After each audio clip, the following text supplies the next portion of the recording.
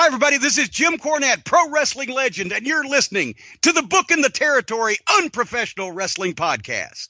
This is the artist formerly known as Daryl Van Horn, James Mitchell, the Sinister Minister, and I'm here to let you know I would rather slam my cock in a car door than to miss the dulcet tones of Hard Body Harper, my illegitimate son, on Booking the Territory podcast.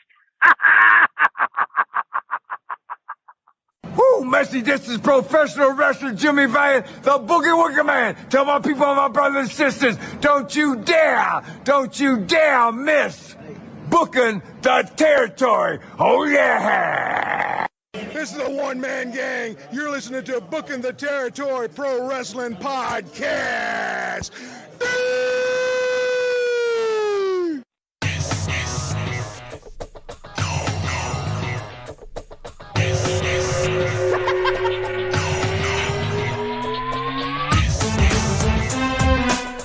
Welcome back, everyone, to this week's episode of Booking the Territory, the Unprofessional Wrestling Podcast, where today we are covering WCW Saturday Night on TBS from March the 14th, 1992.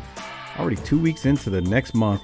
If you are listening to this on YouTube, please hit subscribe and sub to the channel, and then tap the thumbs up button right now as we continue to grow the YouTube channel. I am sitting here with Mean Mike Crockett from the Wrestling Podcast About Nothing, which is still on an extended hiatus, and we're waiting on the superstar Hard Body Harper to join us. He'll be here shortly, at least that's what he said. Crockett, let me welcome you in. How are you? I'm doing all right. How are you, sir? Living the dream. You know, it's summer and we're still suffering down here in the Southwest. No rain. I just want some rain. The temperatures are hot, but it would be nice to get some rain. I'm over the hot weather, but I'm not going to complain about it. Just give me some rain. Other than that, I'm living the dream. Yeah, I hear you. It's been like the rainiest summer ever up here.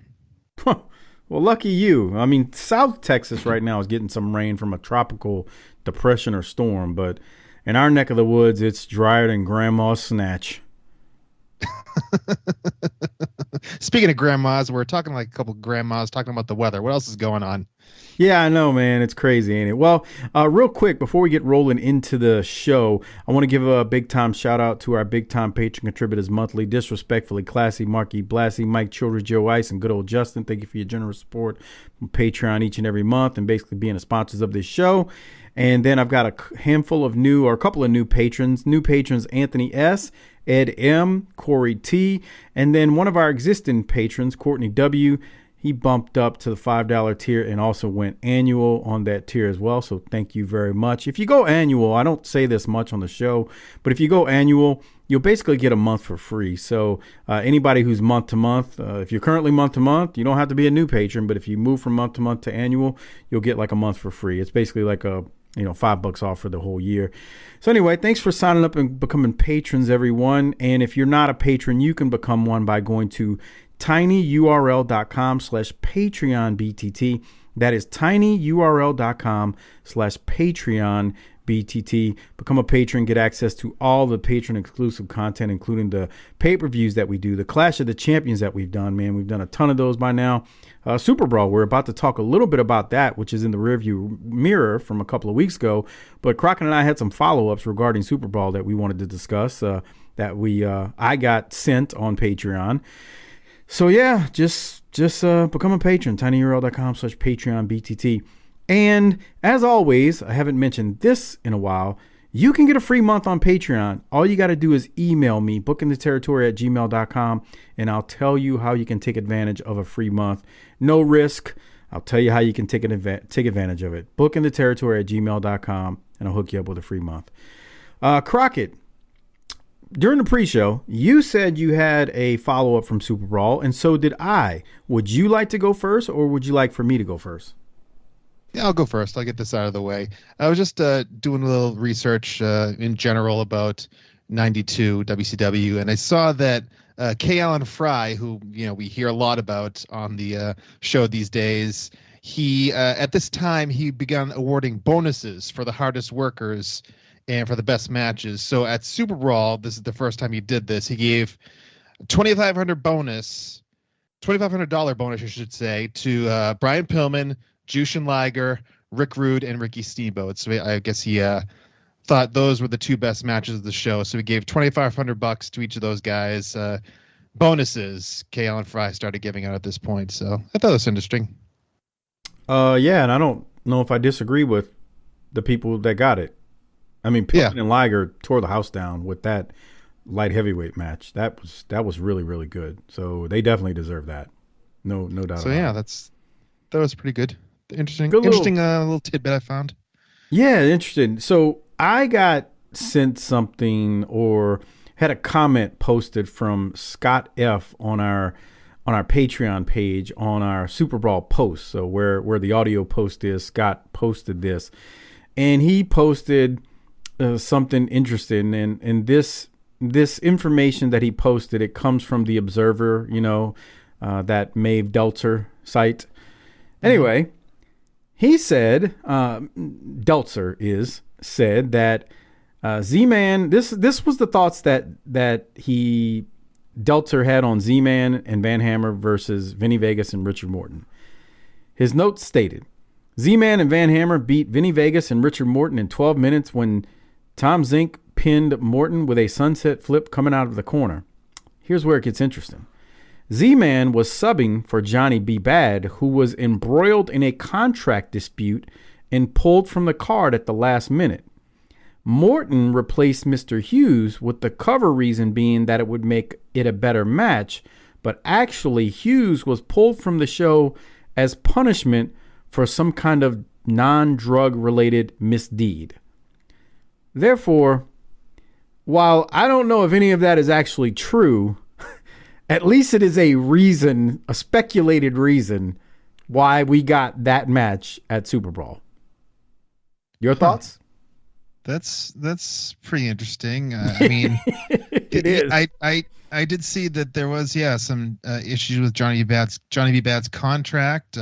This isn't the time where he bows out and goes to WWF. I think he signs a contract and is here for a little while longer. But yeah, that's interesting. And the Mr. Hughes thing, I'm interested to see like what actually the issue was. I mean, originally, you'd think it was drug related, but he goes out of his way to say it isn't. So that's definitely interesting. It's kind of helps explain why this weird Lethal Lottery style match was on one of the biggest shows of the year. Yeah, very, very, very interesting. That at least his reasoning. So, and I am conferencing in Harper right now. He just sent me a message saying he's on, and there he is. Hey, how are you? Hey, Jesus. He screams. It's the loudest he'll sound the whole show. Hey, Harper. Cereal? What's that? You get a mouthful of Count Chocula? Oh, wait, Michael. You just reminded me of something, Michael, number 2. I got to send you something, Michael. You got 2 people with that name on this call. So. I know. All right. I sent you a picture of that Count Chocula box I was talking about. Someone shared it. They're like, hey, who remembers this when they got in trouble with? I was like, oh my God, we were just talking about this. Oh yeah, like the pentagram there. Oh yeah. Wow. Here, let me send it to Crockett. You see the Star of David? Yeah, I see that. Holy crap. Yeah. Wow. Unreal. I know. Huh? And the story was they apologized, but they refused to remove it. Right. They were like, sorry, not sorry. That's bullshit. I mean, come on. Take the. All right. I don't want to get into it. Already printed out in a box. They're probably like, well, what the fuck we gonna do? Pull all this shit, repackage it and all? Like, yeah, fuck it. Just tell General Mills is dirty for that. That's dirty. Mills was like, my bad, bro. That's dirty. They were not a small company. It's not like they couldn't have pulled it. Come on. All right. Hey, we're sitting here having a discussion about Superbrawl. We were a couple of things. We had talked about how from the Observer and Maeve Deltzer's website, we had talked about how Z-Man and Van Hammer and Vinnie Vegas and Richard Morton became to be a thing. But then the next thing I was going to talk about is Meltzer also went on to say Sting pinned Lex Luger in 1301 to win the WCW title. And then here's where it's interesting, Crockett. You kind of talked about this on the show. Luger was so huge, he looked like a member of a different species. This is what Maeve Delter is saying. He said, if it hadn't been confirmed already, this officially confirmed Luger's joining the WBF. They spent the first 2 minutes pretending they were doing a silent movie by standing there and doing nothing. I disagree, Meltzer. It looked actually realistic. Then they started working, and the near 300-pound Luger blew up within 2 minutes. The match was kept simple, and it did have interest, but it was a long way from a classic title change match. Luger controlled the match, pretty much playing Superman, even not selling a Stinger splash. Sting did get Luger in the torture rack. Sting kicked out of Luger's pile driver. Finish came out of nowhere with Sting decking Harley Race and pinning Luger with a cross body block. Luger and Sting shook hands and embraced after the match. But on television, they switched to a crowd shot so the folks at home didn't see it. So we even talked about that, Crockett, how it seemed like he just disappeared like super quickly. He popped up and was gone. I guess we didn't see the handshake and embrace as two friends, one leaving the promotion, happen. But I disagree with Meltzer. Luger wasn't blown up within 2 minutes. Did you think he was blown up, Crockett? I mean, you know what blown up looks like. I mean, I did see him sucking wind, but I'm not sure it was 2 minutes in, but I saw him breathing pretty heavy, and they tried to cover it in commentary with Jesse talking about how, you know, you can't train cardio for the ring and stuff like that because he had been away from the ring for a while. This is his I guess he did all of his contracted matches, and they kind of had to get him back to do this one match. So he hadn't been in the ring in a long time. So yeah, they kind of tried to cover it by saying that he wasn't quite in ring shape, even though he looked phenomenal. But yeah, I think probably wasn't 2 minutes in, but I did see him sucking wind. I just didn't think he was. Altitude. The altitude? Yeah. They were. Yeah, sure. I forgot. I didn't realize they were in Denver that night. I'm sorry. They were on Mount Everest. I know they always blame that shit when there's any sporting games in Denver. Oh, it's the altitude. Yeah. Bro, let me tell you. These are first-class athletes, bro. Come on, dude. That's the same shit I say. Okay, so here's how that works. Team goes to Denver and loses. First thing they do is, the altitude. Right. Team goes to Denver and wins. They never bring it up. So which one is it? You're conveniently going with a narrative once you know the outcome. They do the same thing when these warm weather teams play in cold weather cities. They bring it up nonstop because it's a lazy talking point. Yes. And when it plays out that the home team wins and the warm weather dome team loses in that environment, then it's like, oh, you see, they can't play in the cold, they can't do this. But when they win, nobody says anything. So they conveniently bring it up when it happens and before, but after especially, obviously, when they know the outcome. But if it doesn't happen, nothing's ever said. The other team's got to play in this shit too. You think they're enjoying it? Not just that. It's not like the team from Tampa Bay has no players from the North up on it. Right. Like it's not like all those teams are from kids raised in the warm weather city. Like I'll never understand that logic. It's like, do you just make this stuff up as you go? And I figured it out over the years. It's just a lazy narrative. And, yeah, not to get off on a tangent, but I guess we did. Well, yeah, they have to fill 5 hours of pre-show before they get to a game. So they got to talk about something. Yeah, that's it. But anyway. All right. Crockett, did you have anything else before we get into the WCW portion from this week, March 14th? Well, yeah. I mean, I don't know if I should actually bring this up, but I heard some crazy rumor that Doc is actually recording something and it isn't for this show. What's he doing? Doc is behind the scenes recording stuff. I think there's something too. A couple weeks back, Harper, you were talking about there's something up here. Like there's like some sort of CM Punk in the Bucks situation here with Doc and Mike. I don't know. With somebody else.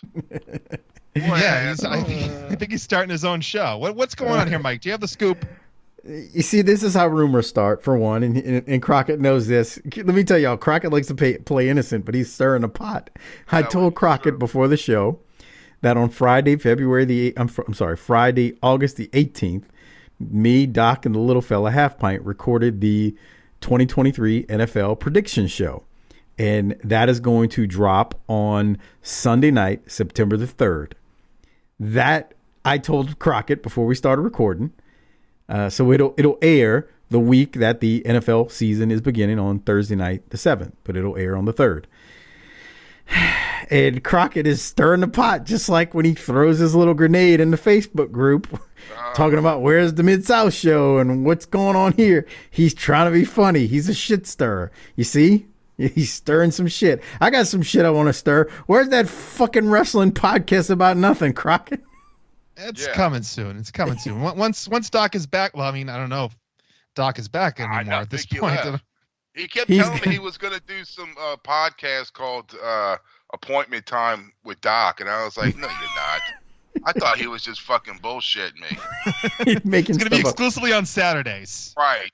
He's going to have his own guests, his own co-host. Hey, Crockett, don't get too comfortable. I think I'm going to need you to do a Clash and a pay-per-view with me in September. Jesus. Oh, Jesus Christ. Let him go home. He's got kids. This is his... No. He said it a few weeks ago. This is his me time. Oh. How you let me get away with that line? I have no idea. He said it on the show. It's roll the tape back. Crockett clearly said, "This is my me time." So I don't want to hear him crying now. Oh, I wanted to pull that one right back in my mouth after I said it. Yeah, he said it. He even DM'd me after. He sent me a message and said, I can't believe I said that. I said me time. Oh, yeah, you said it, and it's not getting edited out. Oh. This is his me time. Wow. Yeah, that's some broad stuff. This is me time, okay? Please leave your mother alone. This is me time. My apologies. Go ahead, Harper. I'm watching Below Deck. Y'all ever seen that show? No. No. Tiffany watches it nonstop. One of Bravo Channel deals. Bullshit. Oh, Jesus. Yeah. Is she into those housewife shows? No. Thank God. Yeah. I think my wife finally saw the light at the end of the tunnel with that. I mean, she just got to the point where it was several years ago, but she had watched it for a few years back, and she's like, this is just all made up. I go, I've been telling you for 15 years, it's a work. She's heard enough from you. She finally believes it. You think everything's a work. I've been telling you since the first time I saw this train wreck on here that it's a work. Yes. You know, they teeth suck and all that stuff. Yeah. Broad logic. My apologies to Shiny Potts, one of our wonderful female listeners out there, though. I'm not talking about you. She's the only one. Yeah, we got a few. Who? You know, she's the most vocal because she's in the Facebook group, but we got a few. She's a BTT queen. Yeah. Yeah. I gotta say, man, she's got a sense of humor. You know, most women, I'm generalizing here, many of them do not have the sense of humor that it takes to listen to this train wreck. I mean, we got Harper talking about circle, dot, dot. We got Crockett over there talking about me time. I mean, it's, you know, it's real here. This is me time, okay? I should be doing this from a bath, a warm bubble. Yeah. Drinking some skinny vodka. Or whatever that shit's called. Few tea candles. Yeah. You see Crockett? He's sitting in his bubble bath with his laptop sitting on a TV tray, and he's got the USB headset on, and sipping his wine and his champagne. One of those like bath bombs in there. Those like balls. Yeah. Lavender. Yeah. It's good for the skin. Like, Crockett, what are you doing? This is me time. Why don't you turn the jets on in that freaking bathtub while you're at it? Get a massage up your little tush. Oh my God. Oh boy. This is me time. I'm watching Crockett's Red Sox. Oh. Yeah. How they doing? They're losing 3-0 to the Astros. Are you a Red Sox fan, Crockett? I know Malonis is. I mean, I was. What the fuck you mean was, bro? Well, I don't know. I got rid of cable. I cut the cord. I don't get to see the games. I have kids. I just blame everything on the kids. You live around there, huh? Yeah. Well, actually, I moved a little further west, away from Boston. But you're in the same state? Yeah. I'm like an hour away. What the fuck? It's an hour away, bro. That's like me going to Baton Rouge and be like, I used to watch the Saints. I don't watch them anymore because I'm in Baton Rouge. I think what he's trying to say, Harper, is I can confirm this. When you become a parent, there are some things in your life that get cut out as far as television goes. For me, I never got rid of my sports, my local teams. That'll never happen. That's why. Yeah, LSU Tigers and New Orleans Saints are at the top of the list. And then the thing is, after that, because you only have so many hours when you got kids, things get kind of limited, after that. So for me, it's, the good thing about football is it's seasonal. It's only, fall and early part of the winter. So you end up having to fill in your time elsewhere with other things. But I'm just saying, like, you have to prioritize when you have kids. See, I know where Crockett's coming from, but there's still no excuse, man. You can't just give up on your hometown Come team. on. Boston, man. Yeah, I just don't have access to the games like I used to. And plus, like sitting down for – I guess the games are shorter now with the new pitch clock. Oh, this is – used to be 3-4 hours sitting down. It's beautiful, dude, because they used to stand there, throw it to the first base, throw the my God. dick around. Yeah, it's like a minute and a half between pitches. Yeah, and then I got that Bailey Sports app to watch the Pelicans game, and then right when the season ended, I was like, okay, I'm gonna delete it, bro. I totally fucking forgot, bro. Forgot you had the app, or you deleted it. Shit on TV like. Okay. Boom. Then I was like, fucking October soon. Fuck. So censored. Yeah. I didn't edit him out, y'all. He broke up. Something just happened. Yeah, but bro, I was like, fuck, I might as well just keep it now. Yeah, keep it. Don't give it. I played myself, bro. I feel like a fucking idiot. It's just did. $20 a month. Yeah, you need to keep it. All right. Speaking of keeping it, we need to keep going. We are talking WCW Saturday Night on TBS for March 14th. Where the Braves at, bro? Fuck. 122? Says the guy who never watches it. Spring training, middle of March. Yeah. We're getting close. It's March 14th. We are getting close to Braves baseball. Yeah. In the intro of this week's show from March 14th of 1992, we see some clips from Superbrawl with Medusa trying to seduce the ninja in the dressing room. You got to become a patron and just listen to that portion of it, because she starts kind of trying to speak Japanese, but then she starts speaking Spanish to the ninja. It's the most bizarre thing ever, but it's hilarious as she tried to seduce him. That looks so dated. Yes, it did. We're at center stage. This is the second half of the taping that took place March 3rd, 1992. Jim Ross immediately is going to throw to Paulie Dangerously, who's going to cut a promo. I want to go to the audio of this promo right here, and then we'll talk about it on the other side, where he is questioned about being the ninja. Here it is. some very controversial footage that I think conclusively proves that Paul E. Dangerously was the ninja at Superbrawl and was instrumental in Ricky Steamboat losing to Ravishing Rick Rude. I understand now you're going to have to wrestle, put wrestling tights on in some 8 1/2 man tag team events. Yes, I was dressed as a ninja in the locker room. It was the night of the ninja. Just because I dress in my mother's clothing doesn't mean I'm my father's wife. K. Allen Fry, I am not a ninja.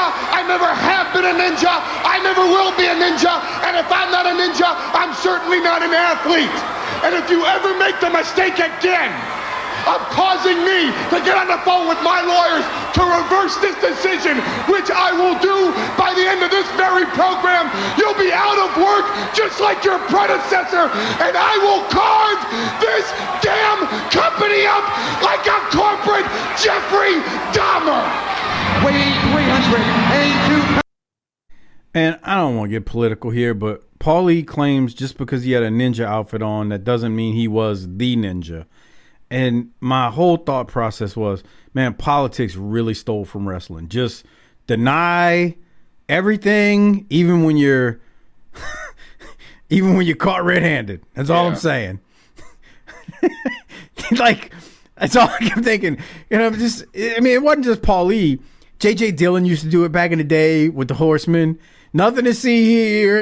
You see it on tape. He's red-handed. He's committing a crime in the ring. We didn't do anything. What are you talking about? It's absurd, but yeah, politics stole the wrestling business, man. They're printing money now because of it.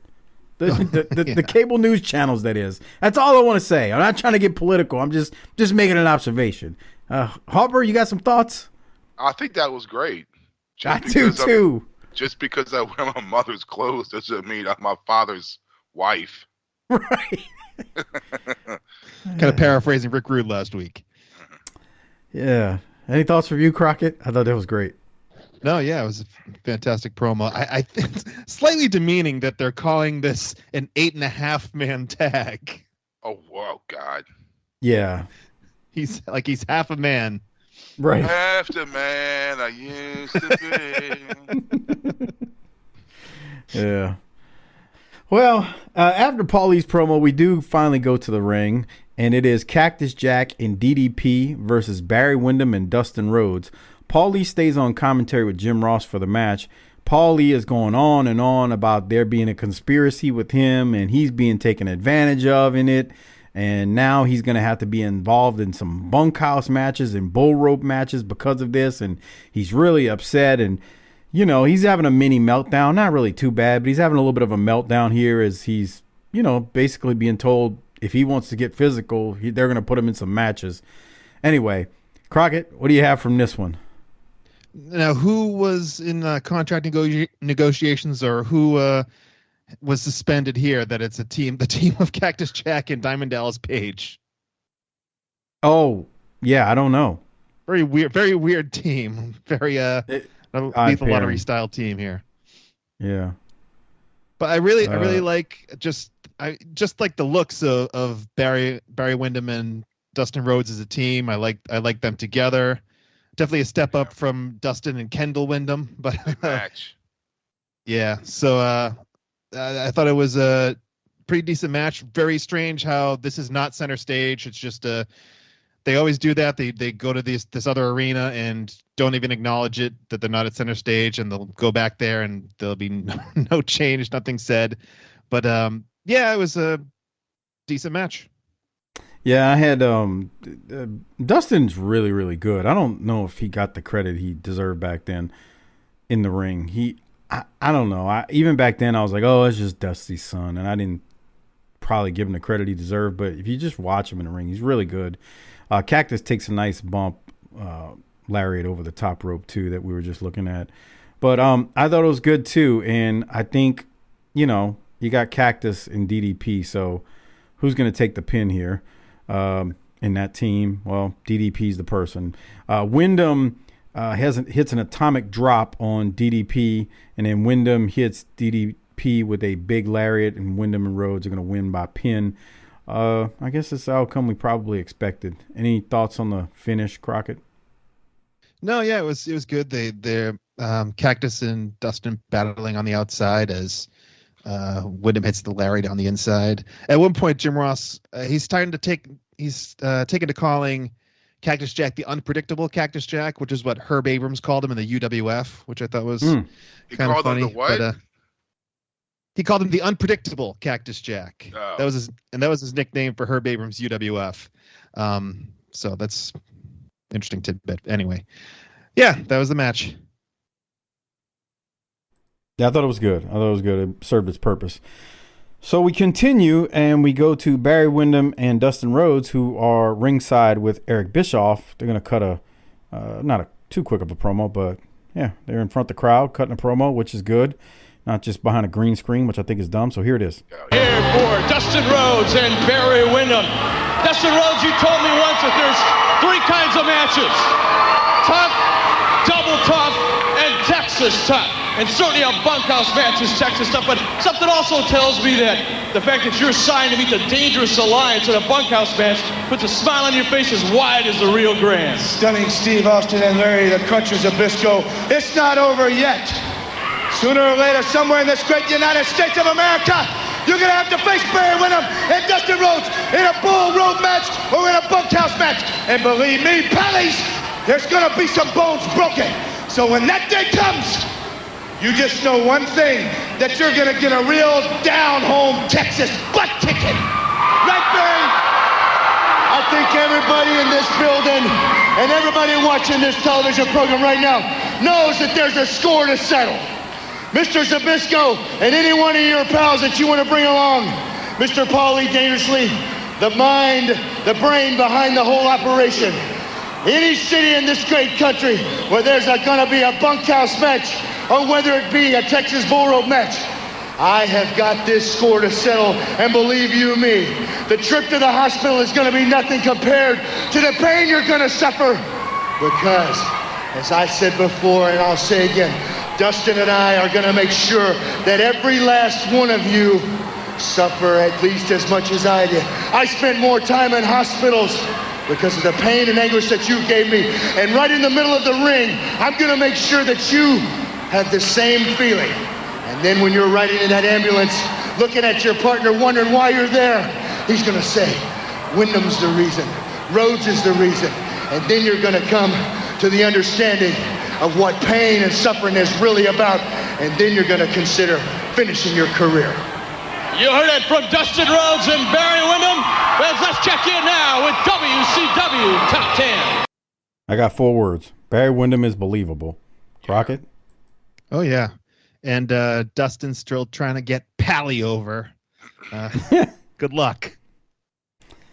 Yeah, he likes that word a lot. Pally. It's the way he says it, too, because the emphasis on it. And got that lisp. Pally. Pally. He says it with some emphasis. You got any thoughts, Harper? That was great, man. Fucking Barry was awesome. Believable. It's a shame. When was he the Skinner? Before this, right? He was the Widowmaker, and then he was the Stalker. Right. That's right. The Stalker. Yeah. That was after this, wasn't it? Yeah, Yes. I think Widowmaker was before this, and Stalker I think is after this. God. Yeah. Doing a gimmick like that, and then you see something like this. Yeah. Let's do that for that guy. Let's Ain't it paint crazy? a big screen, and we're gonna have him wear a WWE T-shirt with camouflage pants. I smell good money. So, And a bad mustache. yeah, They gotta put their own spin on it. Mm-hmm. I like the new Blackjacks. Remember them? With him. Yeah, I mean, Yeah. all right. I thought that wasn't bad. I saw them live once. Look was a little dated, I think, but Well, yeah, but they did. Look like big old fucking ass kicking cowboys. yeah, Yeah. Barry and Bradshaw there. I saw them at UNO for a house show. It was them versus the Godwins. At least with that, it was, I'm gonna say, a little original, but I know they were a knockoff of the Well, yeah. Blackjacks. But it was more original than making a cartoon out of them. Because I look at it like this. I didn't grow up on the fucking Blackjacks. Right. That's the thing. Shit was new to me. Right. You sound like the new rockers. You're like, wait, what the fuck? I used to always laugh when you would tell a story. When you would, this was like years ago at Wildcat. Y'all were watching a Rock and Roll Express match at the school, and a couple of young kids go, "Oh, they're a knockoff of the Midnight Rockers." Like, you got it the other way around, pal. Yeah. Oh boy, Pally. Come on, man. Jesus Lord. All right. Look, Harper, Captain Crunch is next. This is what I posted the other day or earlier in the Facebook group. Okay. Oops, Captain no berries. Crunch. Oops, no berries. So we went to the top 10. I didn't really want to harp on it, but during the top 10, the state abbreviations are now small letters. They've reverted back. God. They've reverted back to large and small letters. I don't know what they're doing. Capitalized, right? They should be, but Yeah. Right next to each other, there's TX with capital X, capital T, small x with a period, and then capital T, small x with no period. What the fuck, bro? and then North Carolina, like they must not have had templates back then, Crockett, where you just could reuse a template. Yeah, because they corrected it, and then I guess they just went back to an old template. Robbinsdale's misspelled again. Just type it. Use a spell check, Because you know asshole. it's on a computer because it's not on a typewriter. This is in the early 90s. Bruh, I would love to know who was actually sitting there behind a computer typing, okay, Taylor, where is he from? Okay, next one. I want to know who was the fucking idiot that worked for this fucking company that was doing this and fucking up consistently every week with this. I mean, I can see once. Okay, fuck everyone, fucks up. But it's every fucking week where, I mean, a second grader knows, well, wait, that's not right. Don't want to harp on it, though, Mike Mills. Don't want to harp on that. God, bro. It's the I didn't little want things. I didn't want to spend too much time on it. Yeah. I didn't want to spend too much time on it, but yeah, it seems to be a problem. It definitely seems to be a problem. And I guess no one gives a shit. Because, if we saw it, fucking know someone else was like, what the, who gives a fuck? No one watches this shit anyway. Yeah, I don't know, man. They can't get it right. But we'll keep going. The next match is Larry Zbyszko versus Joey Maggs, the Cruncher Larry Zbyszko, or as the commercial stated before they went to commercial, the graphic said Captain Crunch is up next. So he's the Cruncher Larry Zbyszko, and he's Captain Crunch too, I guess. I don't know. Good shit. Rick Rude joins JR on commentary and asks JR, since I already beat Sting, then who is the favorite between me and Sting?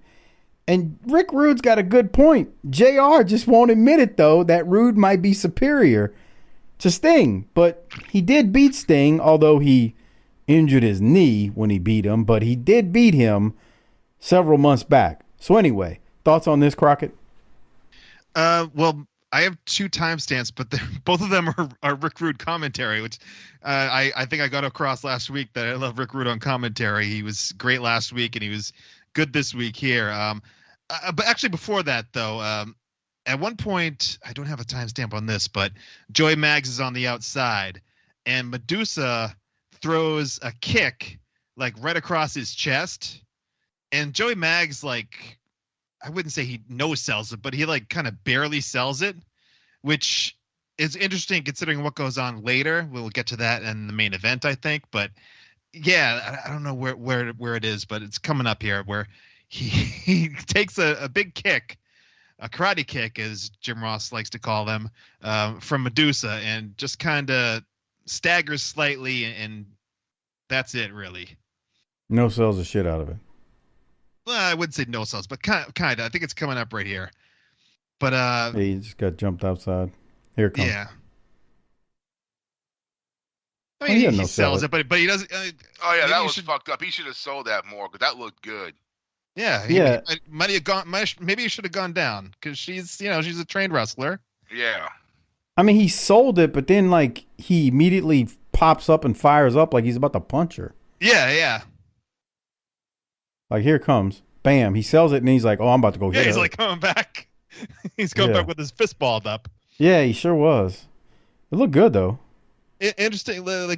Something happens later in the main event of the show then we'll see something else with Medusa. But as for the time stay with Rick Rude, he talks about the Ninja at 16:05. Oh shoot, I was right there. Hold on. Here, let me hit play from here. This is at 16. Opening up a wide advantage on Jumpin' Joey Maggs. You know what amazes me, Jim? There's no phone, there are no fingerprints, but yet you accuse Paul Lee of being disguised as a ninja. Well, the fans will be able to see a little bit later that videotape, and they can be their own judge. I don't want to taint their opinion. That's only my opinion. If the alleged telephone is found and fingerprints are pulled off of it and they belong to Paul Lee, well then we'll admit it. That's great. The fingerprints from the cell phone. Get a private investigator on this thing. Get a PI on the case. Oh man, you said you had another one too? Yeah, it's coming right up. 17:05. They talk about the former world champion. All right, let's go to that. Here it is. Archer wants to give this guy a little more punishment. The funny thing about the whole situation, Ross, was this. I dealt out more punishment in 2 minutes to Sting's face than the so-called world champion could do all night long. Well, you've got a good point there. I agree with that. Maggs is barely able to... Ooh. We got Barry Luger more. Yeah. I mean, yeah. That was a shot. That was a shot. Oh man. Any others, Crockett? No, that's it. I love. I never thought I'd say I love Larry Zbyszko, but I love his yelling during the match and his selling.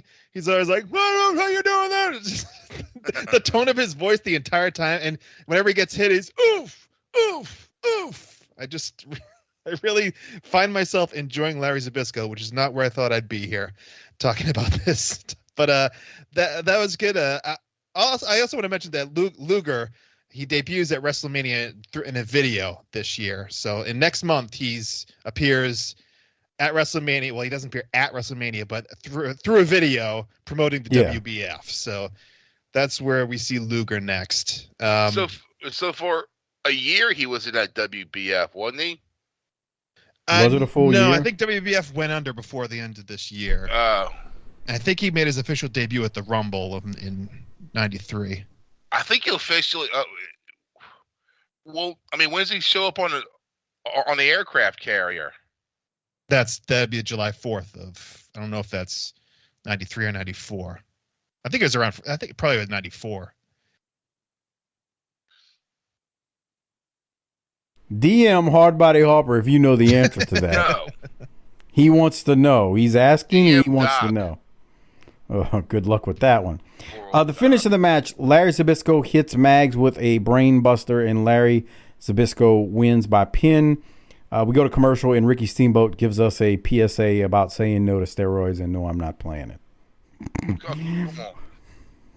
Just kid stuff. We then go to the WCW Magazine segment with Eric Bischoff this week, and Bischoff says Pillman is featured in a centerfold in this month's edition of the magazine. Centerfold. I always thought the dirty magazines had centerfolds, not necessarily the WCW magazines. Those girls in the front row a few weeks ago are picking that up. And his turn-ons. Say it again, Harper. Remember those? Like in the back, they would have like their turn-offs and their turn-ons and favorite food. Like, we give a shit.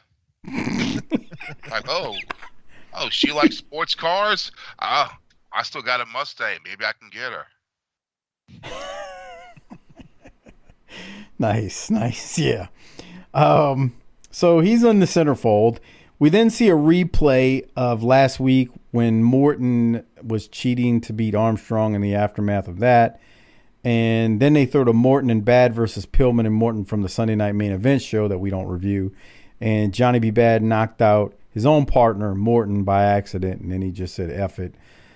From there, let me go to, I got a timestamp I got to play here, but any thoughts so far, Crockett, on what we saw in terms of the replay and everything? No, they're just trying to set up light heavyweights going forward. Yeah, which is you brought up last week. So I'm going to play this portion of it from Eric Bischoff because he mentioned something here. We reported on the negotiations between WCW Executive Vice President K. Allen Frye and the top-rated international tag team of Dr. Death Steve Williams and Terry Bam Bam Gordy.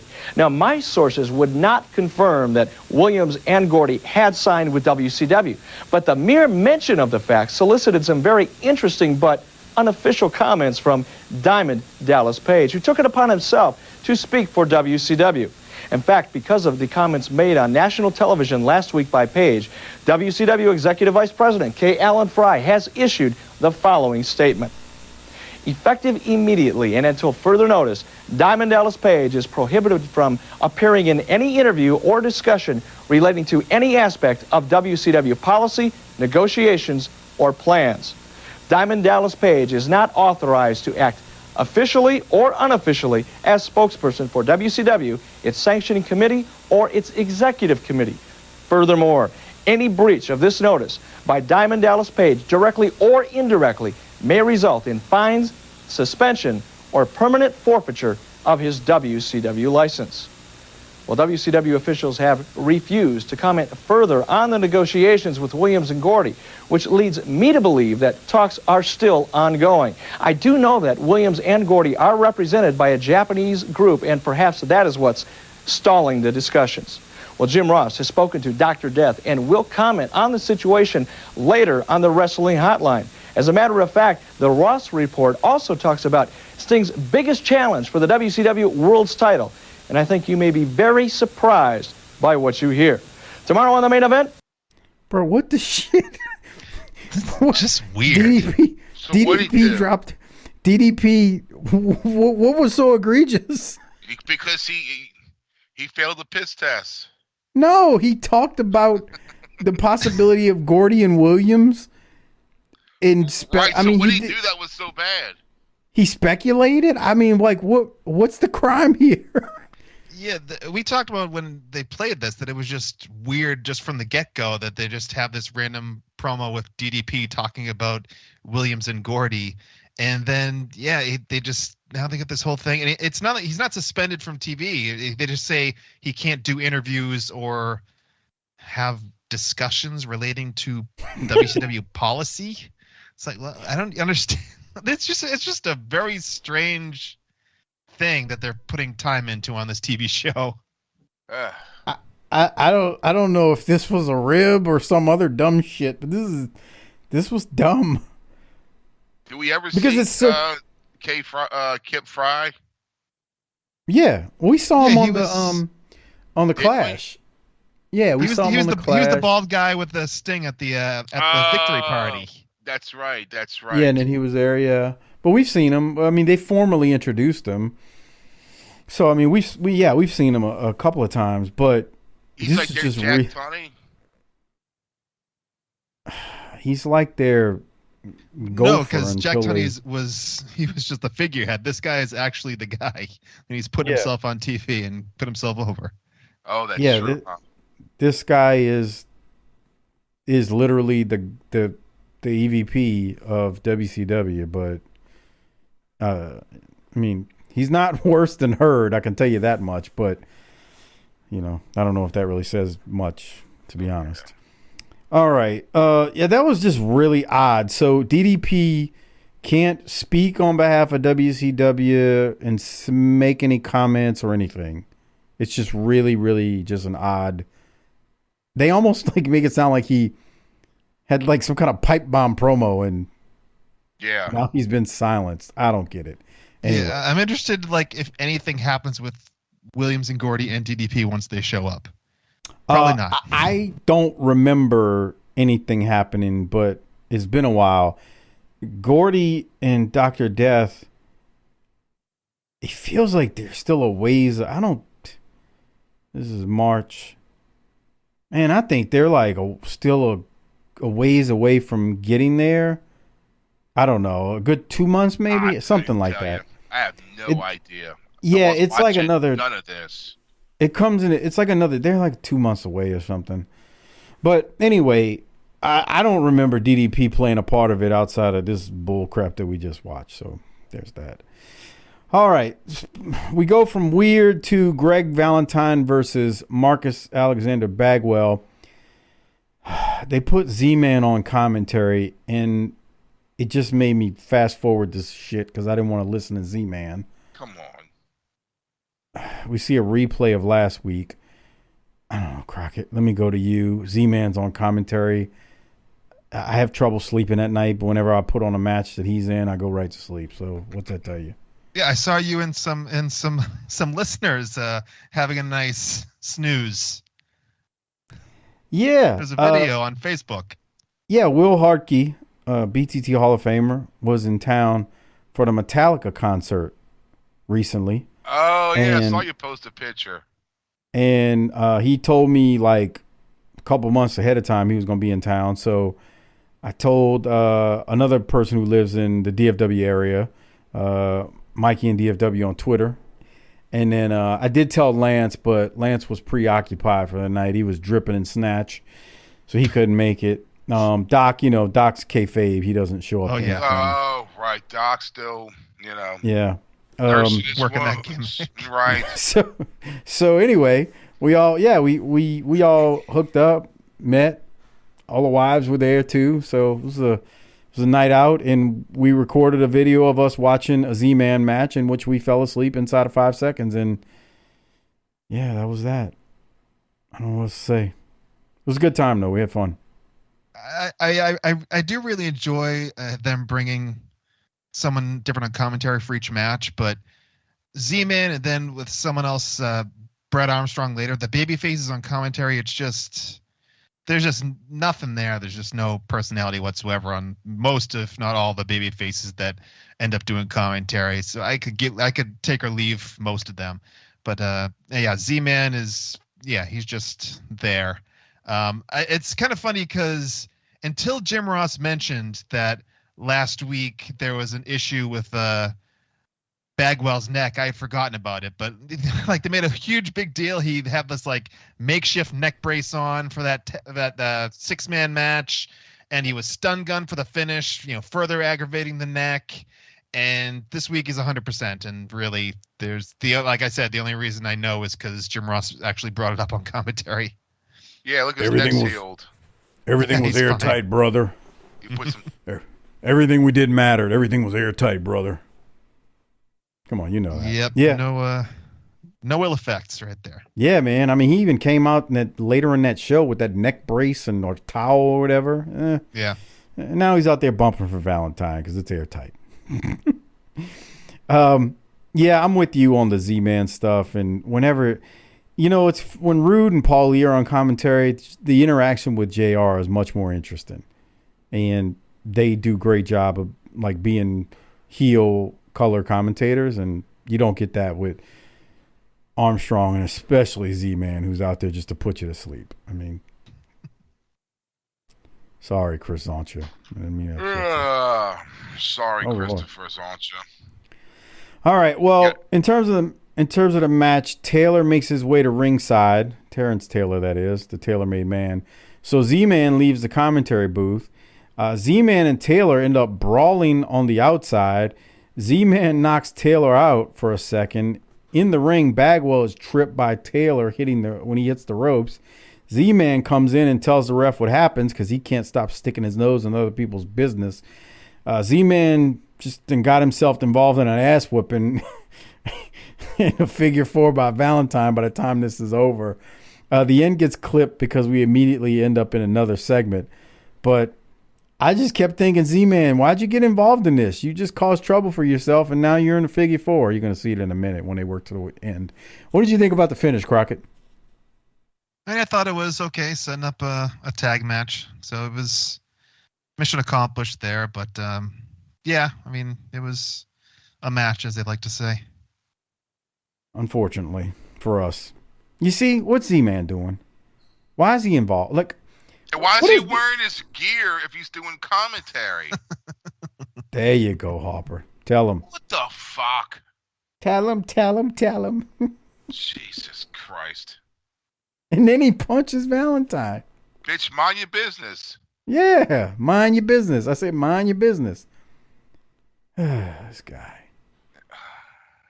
Looks like also $1 during million this bucks. match, they mentioned the Japan Super Show, Jim Ross does, and never heard it mentioned at all until this. And apparently it's been on, and he says it's only going to be on for a couple more days. You can get it on pay-per-view. I guess it was available for like the month. But Japan Super Show, the new Japan Super Show 2 was apparently on pay-per-view at this time, and I guess they didn't want it to cut into any buys for Superbrawl 2, but they're talking about the show that's been apparently on pay-per-view for a while and will only be available for a couple more days. So that was weird. You're like, okay, talk about it now. Go. It's over. Yeah. The only thing I can think of is it may have been on footage that we've watched, but it could have been clipped off. But to be honest, them not mentioning it up until now is interesting. All right, we go from the end of Z-Man and Bagwell and Valentine and all that to a clip of Rick Rude versus Steamboat from Superbrawl 2 when the Ninja potatoed Steamboat with the phone. Missy then goes to the locker room, and that's when we see Paulie with the Ninja outfit on in the dressing room. That's what we talked about on Superbrawl. Again, you can become a patron and listen to that at tinyurl.com/PatreonBTT. And then from there, Jim Ross is going to throw to a Ricky Steamboat promo. I don't really have anything from it, Crockett. It was really some meat and potatoes stuff. Did you have anything of interest from this? No, I mean, Ricky, good, passionate promo. I just want to hear from the Ninja. I want to hear what happened that night, where the real Ninja was. That's all I want to know. Yeah, That's explain. It's the only interest I have in this, and I don't think we're going to get that information. Right, where was he? And so where is the real Ninja? Did he just leave? This is like the Albert and Costello who's on first skit. I mean, where is he? Except in WCW 92. Harper, I never forget, Harper asked a couple weeks ago and last week, so who was the Ninja? And I go, he was just some random guy in a suit that they did as part of this angle for the pay-per-view. And he's like, but who was he supposed to be? And once again, I said, he was just some guy in a ninja suit running around the ring, just setting things up for the pay-per-view. And Harper keeps it, but who was he supposed to be? He wasn't supposed to be anyone. And then Harper's like, but he couldn't. That doesn't make sense. It's like a who's on first skit. I don't know what to say. It doesn't, because there was a real Ninja. Yes. And then Paulie did something to where he disguised himself as the real Ninja. We've seen this all the time in like Super Friends, in the Spider-Man cartoons. When they fucking kidnap Spider-Man or something, and like the Shocker dresses up like Spider-Man and he robs the banks, and they go, oh man, Spider-Man turned into an asshole. So where's the real Spider-Man at? Exactly. It's like they had an idea like 3 weeks before the pay-per-view. We want to get Paulie banned and then have him show up to ringside somehow. And so let's get a short, dumpy guy and make him a ninja so we can have Paulie be the ninja at the pay-per-view, and then we'll forget about it. Yeah, so who was he? It was nobody, Harper. It was a random enhancement talent in a ninja outfit. Let's say Joey Maggs. I'm going to say it was Joey Maggs. What I'm saying is, if I was Steamboat, I'll be like, so what happened to him? What'd you do with him, Paulie? I still haven't heard from him. You're right. Right. Maybe JYD ate him. Come on. Steamboat should be, I can see what you're saying. Steamboat should be questioning what happened to his ninja. Yeah, where's my friend at? Because that's true. He was with Steamboat. So did you kidnap him? Where's he at? Did you stuff him in a locker room? Did JYD munch on him? Where's he at? He's mad about losing a title match. There's a missing person out there. Come on. Exactly. Right. Come on. You put one of those alerts on your phone. Everything was airtight, brother. Oof. All right. Well, we'll keep going. Is Ron Simmons wearing the fucking headband? The Malcolm X headband, yeah. He looks like Power Man, bro, for the comic books. Luke Cage. I'm not complaining because Ron Simmons is out there tagging with JYD versus Mike Thor and George South. And while Harper's saying, why does Ron Simmons have a headband on? Ron Simmons looks like he stepped out of a comic book as a superhero, and he's tagging with JYD, who is once again in terrible shape. Yeah. I'd love to ask Simmons what he thought about tagging with JYD during this time period. This is just weird to look at because Simmons is truly on the upswing and headed to bigger and better heights. I mean, for God's sake, he's on the verge of greatness. And JYD, I would say he's nearing the end, but I mean, this is he nears the end for a few years, but he's just at the end of it. Even though he's going to wrestle for a while. JR's joined by Cactus on commentary, and Cactus tells a big lie on commentary and says, "Look at the dog. You can tell he's been training." Training for what? In competitive eating contests? Come on, man. That's your hero. But I mean, no, that ninja suit would not fit him. Maybe he was like Chris Farley. He was a Beverly Hills Ninja. No. No. Anyway, I got some thoughts. So, Harper, you first. Thoughts on what Simmons thought about tagging with JYD during his time period, if you have any. At first, he was probably like, "Oh, this is cool," because I'm sure he probably kind of. I would say he would look up to him, but they probably may have started at the same time. You think? No.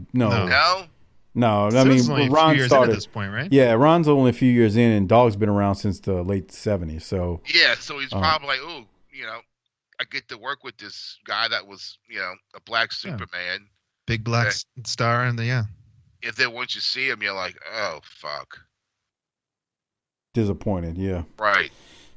Your thoughts, Crockett? Yeah, basically, yeah. He knows that he drew a lot of money and did a lot of stuff in Mid-South, but once he's in there with them, it's kind of like, he's kind of got to prop him up a little bit.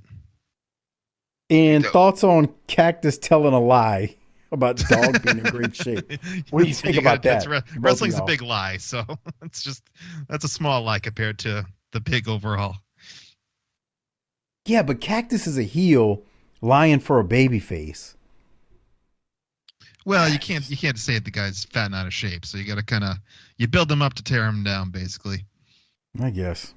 All right. Well, JYD is going to hit the thump, I think, on Mike Thor, and then he pins him. There you go. Beat that white boy. It's Montgomery, bitch. 2, Jesus, Harper. And that's that.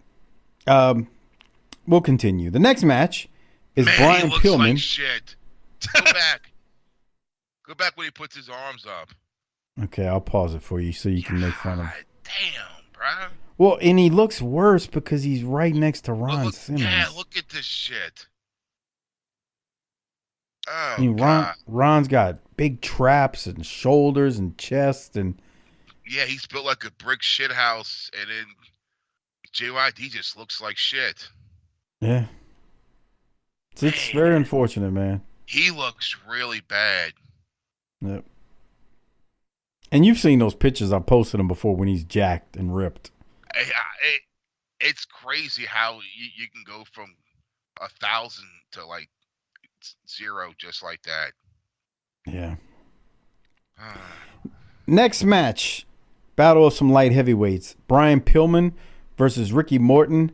This is the point, and Crockett was talking about earlier, where Brad Armstrong joins JR on commentary. This match, I believe, is non-title, but they don't really say. They call it a special challenge match between these two. So I went with non-title. They really didn't clarify. I don't think it matters. But let me go to you, Crockett. Your thoughts on this thing? Yeah, so I mean, basically Alexander York is gone. The York Foundation's done. Oh yeah, that's right. I forgot about them. Yeah, Out of sight, out of mind. I don't know if Dusty pulled her off TV when he found out about her and Dustin, but I don't know. Well, we know he didn't like that too much. Yeah, he wasn't a fan. We found out. We talked about it on a what was that? Like the biography, was it? Biography, yeah. Mm-hmm. Yeah, that's on Patreon, folks. Patreon. tinyurl.com/PatreonBTT.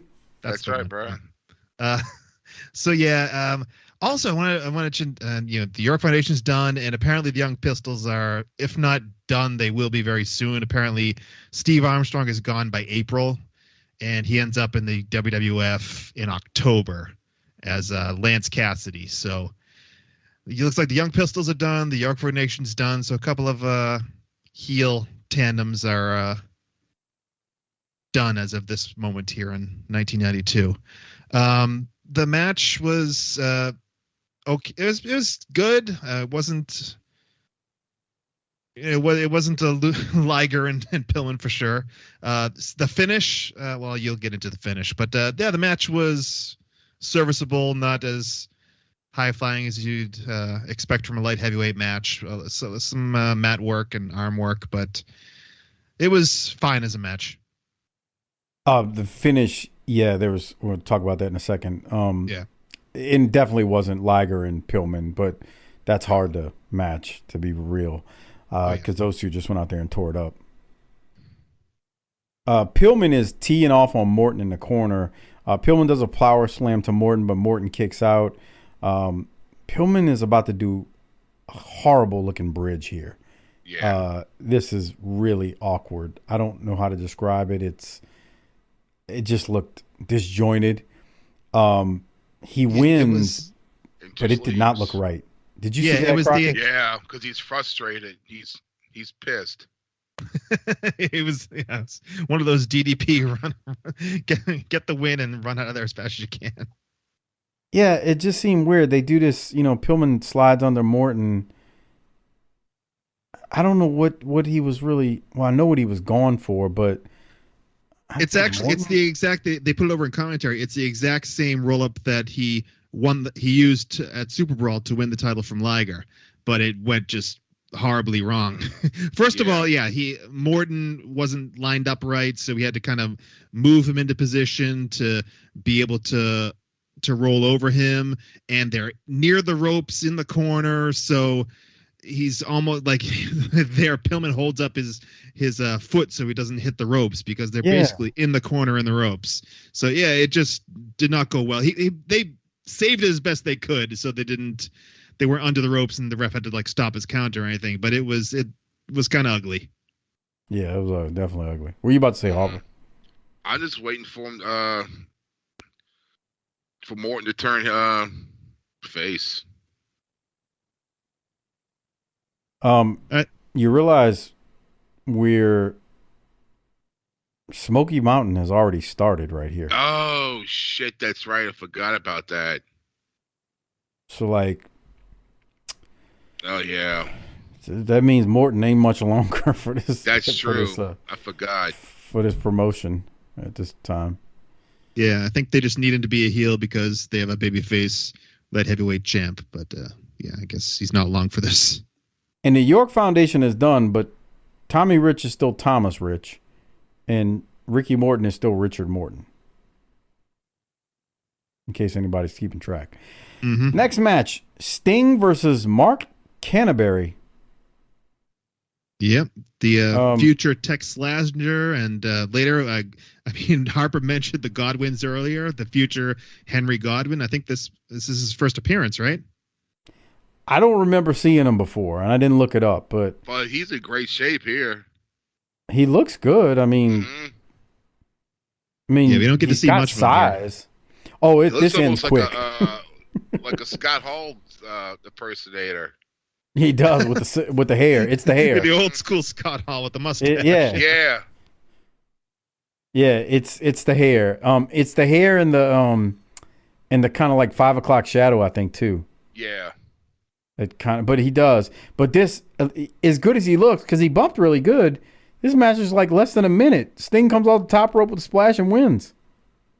It was like 40 seconds maybe. Yeah, I just want to get the world champ over strong, I guess. Yeah, you got to. I mean, I get it. I'm not saying it should have went 10 minutes or anything. Right. Makes sense. Do you have any other thoughts, Crockett? No, there's really nothing else to say. They just, Mark Canterbury looked good, and I guess we'll probably see a lot more of him. Let's go to Sting now, who's going to cut a promo at ringside after the match. Here it is. Heavyweight champion of the entire world, Sting! See, we're speaking a little bit of language out here. You want to say something? Go ahead. Well, I was about to say, immediately following Superbrawl, Rick Rude came out and made it quite clear that he felt he was the #1 contender for your title. You were even more clear that you'll take on ravishing Rick Rude anytime, anywhere. Let me just put it like this, okay? Arn Anderson, Steve Austin, Bobby Eaton, let's see, Rick Rude, anybody, all of you want what I got, and I'm talking about this. But the simple matter of the whole thing is, you can't have what I got. Not as long as I'm standing and breathing. It's gonna be mine. You are from the heavyweight champion. I just wanted to hear him scream because Doc can't stand Sting's promos. Oh. Anyway, thoughts, Crockett? Yeah, it was Sting. Yeah, pretty much. Sting. That was Sting. Yeah. What else do you say, right? Right. Ow! All right, let's keep going. JR throws to, in the next segment, we go to commercial, come back, and JR throws to Worldwide Wrestling. And the Steiners defeated Larry Zbyszko and Bobby Eaton in like less than 10 seconds when Scott hit Larry with a Frankensteiner. Then we go back to Worldwide, and Arn and Bobby attack Bagwell in a match he was involved in. Paul Lee is yelling on the microphone, and you can't hear a thing. But then we end up with the Steiners brawling with Arn and Bobby as they did like a run-in. This crowd was like super hot where they're at with this Worldwide taping. Anyway, let me throw it to you, Crockett. We hadn't seen this footage before. Any thoughts on what they showed here? All I just thought was how much you must have loved this. The fact that it was Larry and Bobby Eaton as the opponents for the Steiner brothers there, because you get very upset when it's not the championship team in there. I just don't get it. Like it just feels like it's the laziness. Dangerous Alliance's MO. They tease you, they taunt you. They're not going to give you the champs when you want them. You know what? That's a plausible explanation. You're falling for it. You're Yeah, you fucking mark. You're getting worked.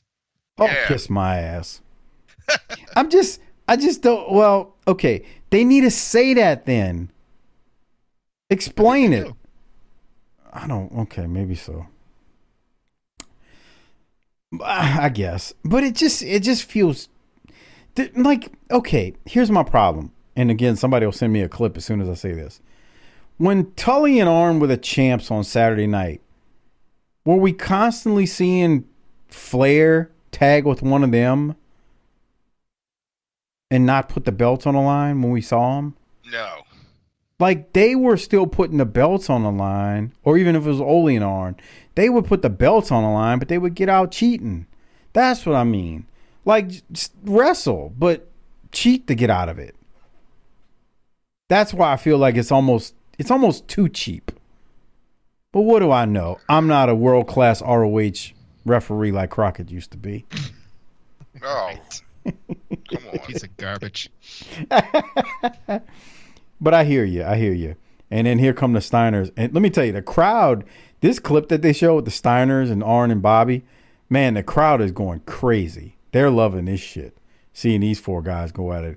And Arn bumping like a son of a gun for Rick, and then Bobby taking a sidewalk slam. This is good shit, pal. Crowd was on fire. Oh, yeah. Bobby Eaton take that Steiner line. Rick Steiner is pounding Arn. Good God. Ugh, good stuff. This right here. Yeah, we got to play this. Ready, Harper? Let's go.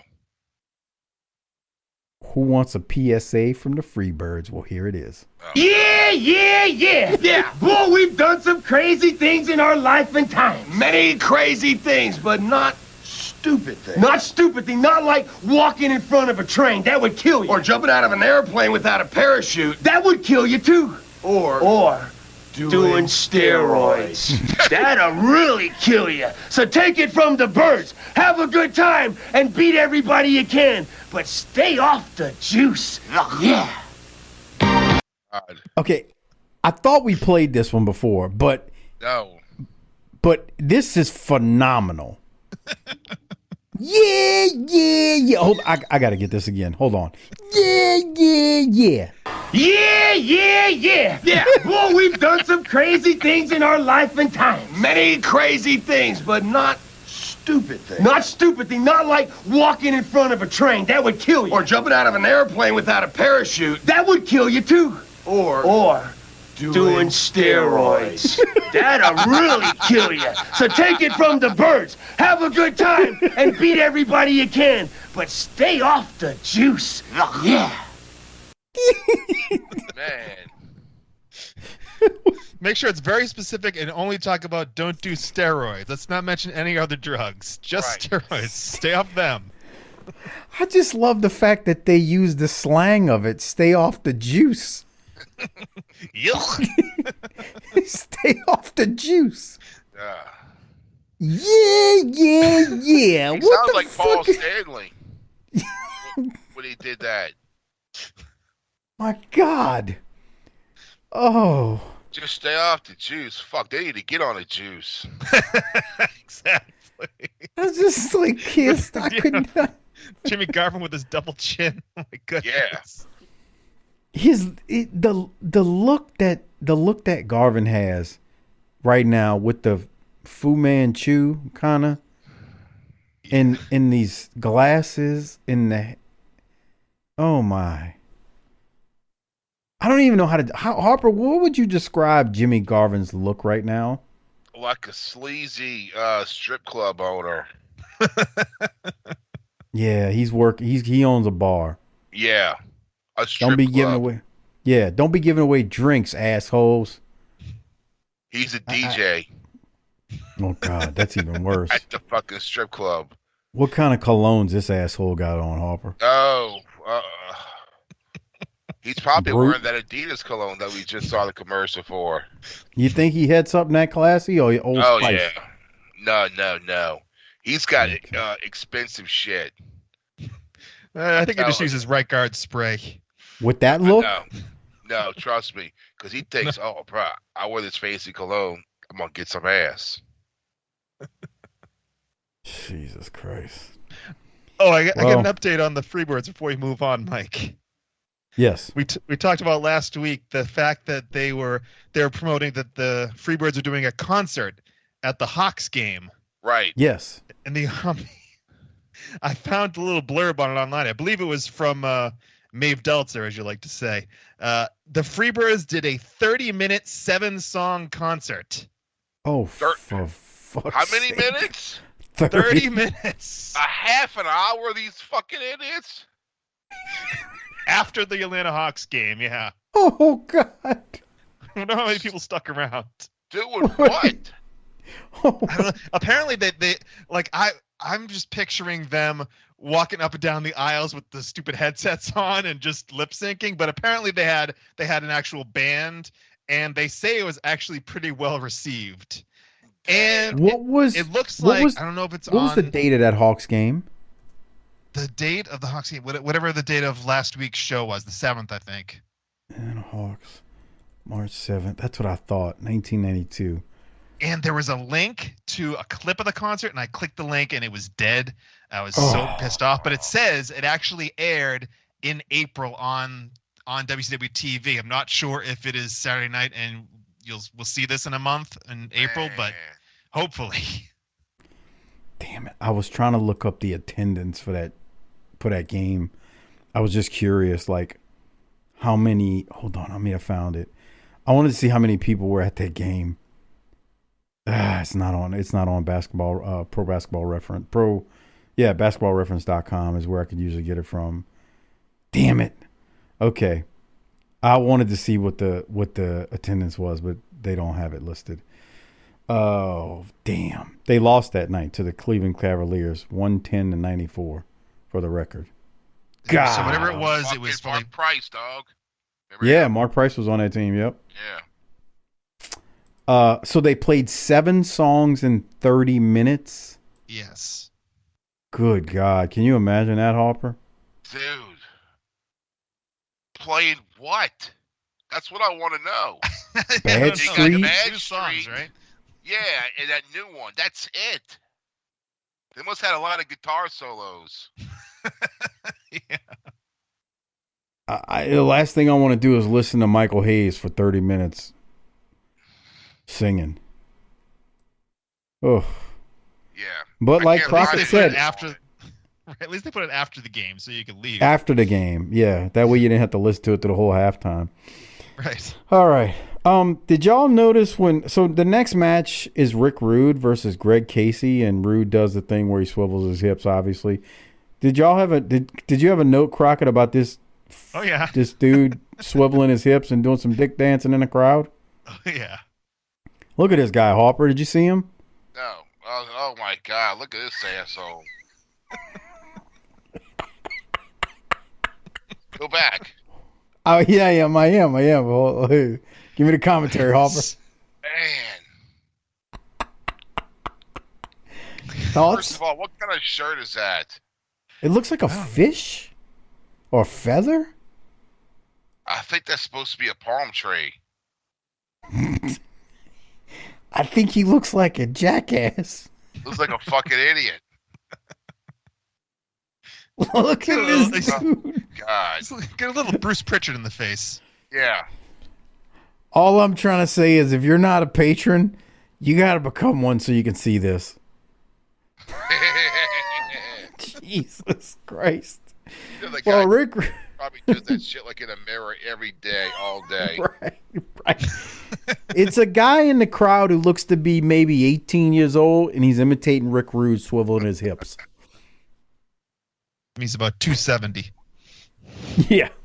Well, Rick Rude, he's going to make quick work of this Greg Casey guy. Whips his ass pretty quick, hits him with the Rude Awakening. Any thoughts, Crockett? No, just Ricky Steamboat's on commentary and just refuses to talk about the real story, as we mentioned earlier, with the ninja. So yeah, it was a pretty quick match as usual for a Rick Rude squash, but I really enjoyed the pin. Yeah, we'll see it in a second. Yes. Here it comes. Rude Awakening. And Rude puts his ass on this guy's face to pin him. Real classy. Yeah, it's not chin nuts, chin cheeks. What a class act. He gave him an ass cheek. What a class act. Chin cheeks. You know, I gotta admit, I wanted Harper to chill out with the ninja, but the more I get into this, I'm like, can somebody tell us what happened to the ninja? Did Ricky Steamboat's ninja get kidnapped or person napped? Where is he? Where is this asshole at, because man? Because Paul E. wasn't the original ninja. Right. No, that we know for sure. Right. So who and where, what the fuck happened to him? I don't know. Did he go back to New Japan?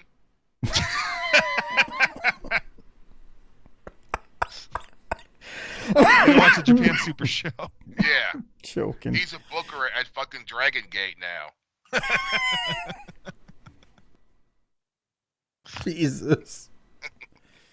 Oh. All right. The next match, we got Scott Steiner versus Steve Austin in the main event for this week's show. Paul Lee rejoins JR on commentary, and Paul Lee is airing out all of his grievances. He's not happy. He hates that he's being forced to wrestle in these upcoming 8-man tag matches, and he's not having it, and he's having a meltdown on commentary. This match is for the TV title, and I have several timestamps to play just from some of the incredible bumps that these guys were taking. Crockett, I guess I'll throw to you. I'll tell you right now before you join in. I've got 1:15:30, 1:18, 1:19:05, 1:20:35. I've got like 4 different timestamps of these bumps, so I don't know if you have any, but I figured I'd blurt them out before you tell me yours. No, I don't have any. So yeah, go to them. Yeah, I mean, so this is a really good competitive match. I don't, you got Austin, obviously, who's very talented, and Scott Steiner at this point, he's made a big name for himself as a tag champ. But at about the 1:15:30 mark, here it comes. We're going to get a boot to the gut, and then that double arm underhook kind of power bomb or suplex, actually, by Scott to Austin. It just looks incredible because Austin, I mean, he looks kind of slender next to Scott, but he's still a big man. Yeah. And then he hits him almost with a lost tilt-a-whirl. Yeah. He almost lost him on that tilt-a-whirl. But I'm just saying, Scott is picking up Austin with no trouble whatsoever, which is, again, I'm just amazed in that in itself that he can do that. About the 118 mark, we're going to get a suplex by Austin to Scott. I think he brings him back in the ring that way. Oh, no, he was already back in. Maybe I wrote the wrong timestamp down. Or here it comes. And the crowd is into this as I'm saying that. I don't know. It just, it looks good. They're just going at it, man. And you don't see that every week on here. 119.05, Austin nails Scott with a big old lariat as Scott comes off the ropes. Then we're going to get another one where Scott takes Austin from an abdominal stretch into a power bomb. Let me get to that one because this was another one that was just excellent. Here it comes. So they're working up, and he's in an abdominal stretch. It's a pump and handle. Scott's pump handle. I missed it. Okay, that's what it was. So he pump handle slams him. And again, Austin's a big man, and Scott Steiner is manhandling him. And it all looks good, and it's two guys, just two big bastards going at it. And then from there, did you have anything else before I go into the finish of it? No, I don't have a timestamp on it, but I wanted to when Scott's outside the ring on the right side, and Medusa gives him a little something. I don't know where that is, unfortunately. Yeah, that was earlier. It was probably about 3-4 minutes ago. I don't have the timestamp though either. Was it around the 118? Let me see. Yeah, it's right around here. Yeah. It might have been before this. You think it was when he first went out? Yeah. Oh, when she kicked him? Yeah. All right, go ahead and tell the people what happens when Scott flies over the top. Yeah, so basically he's on the floor on all fours, Scott Steiner is, and Medusa gives him a punt to the ribs, and he kind of flips onto his back, which is more than Joey Maggs gave her earlier on. Yeah. Yeah. That's again, great callback to it because she kicked Maggs really hard and he sold it for like a half a second and then fires up like he's going to punch her, which was kind of crazy. All right, the finish. So we get a double arm underhook powerbomb by Scott to Austin, followed by a power slam, which is followed by a Frankensteiner. Scott is about to win, but the Dangerous Alliance hits the ring to stop the pin. I mean, he's literally throwing Austin all over the place. And again, you just don't see this. I mean, I know this isn't Stone Cold Steve Austin, but you just don't see guys just, man, the Frankensteiner wasn't all that great. But, hey, it is what it is. Paulie's on commentary, and he's screaming, Plan B, Plan B, as the finish is happening. So that's when the run-in happens. So Rick Steiner, the Dangerous Alliance hit the ring. Rick Steiner hits the ring, and they end up hitting arm with a bulldog off the top rope, and the Steiners clear the ring, but it's a DQ. So Scott doesn't win he wins the match, but he doesn't win the belt. But this was really a solid back and forth match. Just great bumps by both guys. Very, very competitive. And I say that because, I mean, you don't always get competitive matches on Saturday night, and this was a main event that gave you probably about 12 minutes easily of that, if not longer. So I just thought this was really good. And I mean, they're going to get my Rolex. I'm sorry, my Toot Toot Award. Just going to give it out now because they did such a good job in this thing. But there's that. So that's how they go off air, though. So stuff was hitting the fan. The baby faces get the heels to powder. They're going off air. So we got to rate it and hand out the Toot Toot Award before we do it. Remember, become a patron, tinyurl.com/PatreonBTT. Great way to not only support the show, but get tons of extra content. All the pay-per-views are there. All of the Clash of Champions are there. NWA Power shows, ECW shows with Mike Prue and JV, along with the NWA Power shows with the Little Fella and Half Pint. tinyurl.com/PatreonBTT. All right, Crockett, time to rate it. You go first. What are you going to rate this one? Well, before that, I just wanted to acknowledge that they say, we're out of time, we got to go.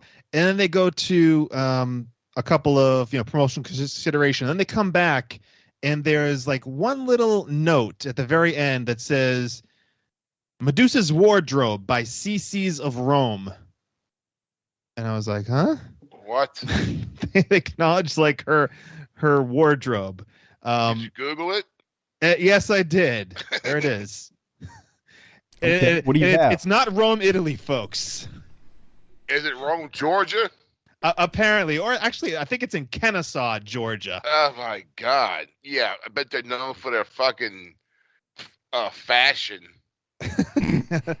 And unfortunately, they are permanently closed as of this recording. So CC's of Rome is no longer a thing. Shocking. They're closed. I wonder what it was. A department store? No, huh? What do you think? It's a woman's... Yeah, I mean, she doesn't have a dildo on, so of course. Come on.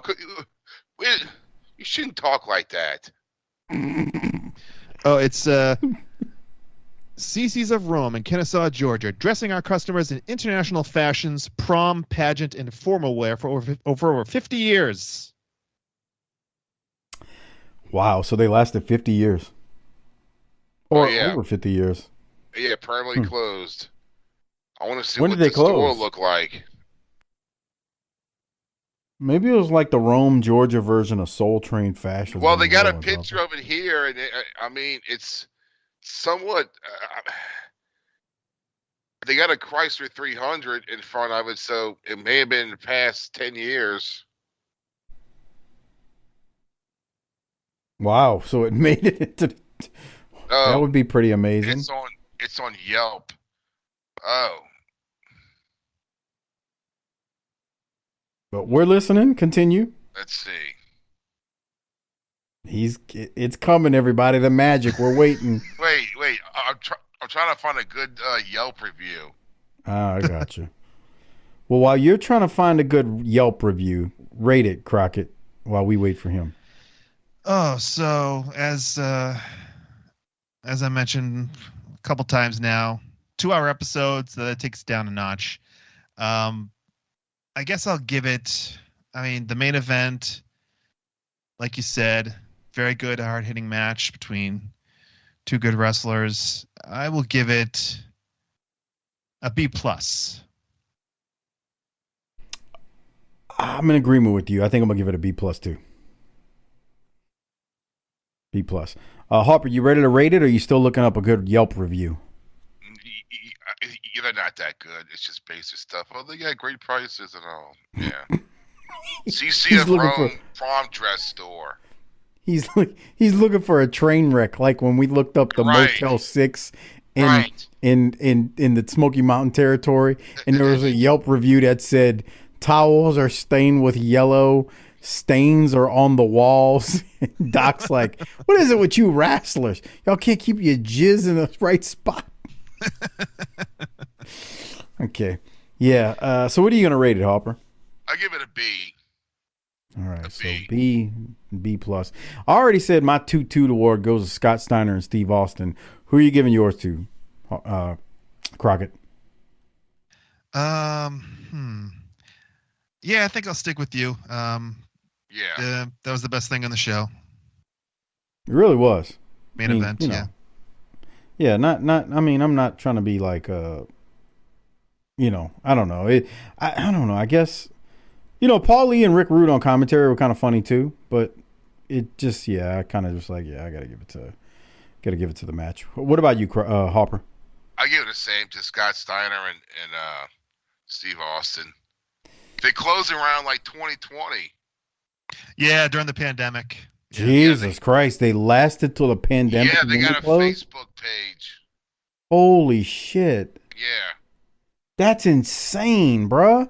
Yeah, because they got one here from November 20th, 2020. It's the store fixtures for sale.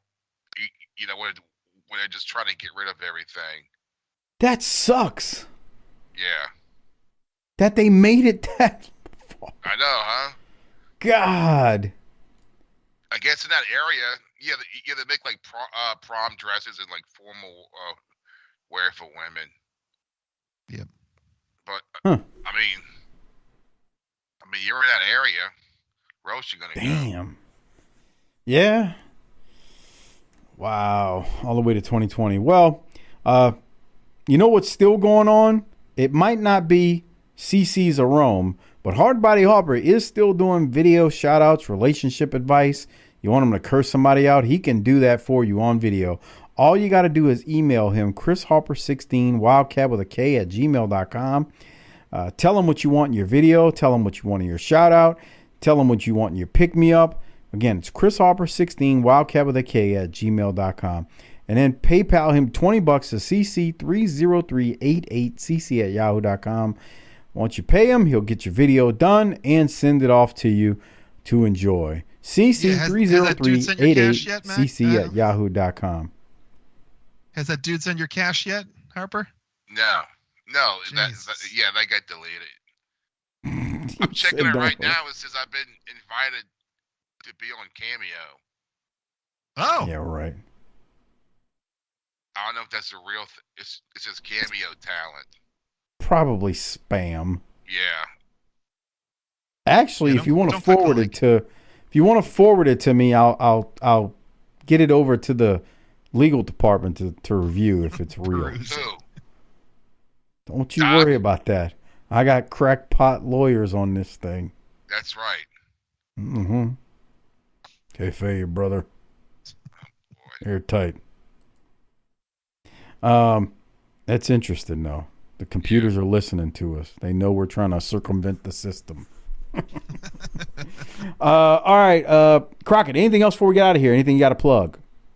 No, I just got I'm on TikTok and Facebook and Instagram and Twitter at the WPAN for my daily New England Pro Wrestling history videos. So check those out. Make sure you do it. He does a good job. Lots of research. And occasionally he'll talk about some WCW stuff and stuff that we've been involved in. Uh-oh. What happened, Harper? I can't. I'm such a fucking caveman.